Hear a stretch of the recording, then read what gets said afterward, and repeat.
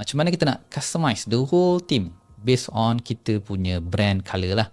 Okay, so contohlah katalah brand color kita warna warna forest green macam ni kan. Okay, klik je kat color ni, theme setting color, tukarlah kepada you punya brand color. Let's say ni saya punya brand color macam ni kot. Okay, this one. Okay. Oh, terlalu hijau untuk aku. Check. Okay. Gelapkan sikit. Ni okey lah. Ni okey sikit. Alright. Okay, so ni better. So apa yang berlaku adalah dia dah automatic tukar lah everything. Dia punya announcement ni, dia punya border kat sini, dia punya buy now. Okay, even dia punya bubble chat ni pun semua dia tukar. Okay, ada lagi tak? Okay, so apa lagi yang boleh tambah lah, you boleh tambah favorite icon. Okay, favorite icon ni macam mana? Yang kat atas ni, nampak tak? Ada kecil je icon Shopper Go tu. Okay, you buatlah sendiri you punya based on logo you. And then social share image. Yang ni apa benda? Yang ni biasanya contoh kita share link kita dekat WhatsApp ke, kat Telegram ke. So kita boleh masukkan gambar.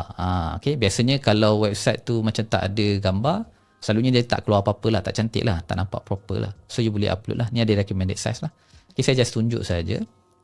Okay, and then ada juga boleh tambah juga kat sini kalau nak letak apa-apa any instruction lah. Saya save dulu, takut lupa. Dekat bahagian card card ni contoh lah yang ni sebab empty, tapi kita boleh tambah lah. Kita boleh tambah kat sini dekat theme setting. Let's say kita nak letak free shipping for orders above RM200. Okay, tambah sikit Malaysia kan, nanti kan customer luar salah faham. Okay, alright. Kalau you nak customize everything, perlukan apa-apa yang coding kat sini, boleh tambah lah. Okay, tekan button save. And then kita refresh balik lah kita punya storefront. So automatic semua dah bertukar. Ni tukar kali hijau, button ni pun dah tukar. Okay, and then ni pun dah bertukar. And then even product tadi pun dah ada lah. Dah ada automate ni apa semua. Okay, widget tadi dah update. So let's say kita try add to cart. Dia keluar macam tu. Okay, ada macam ni semua okay. Tengok sikit view cart. Nampak tadi instruction yang kita letak tadi kan, kat sini pun dia keluar lah.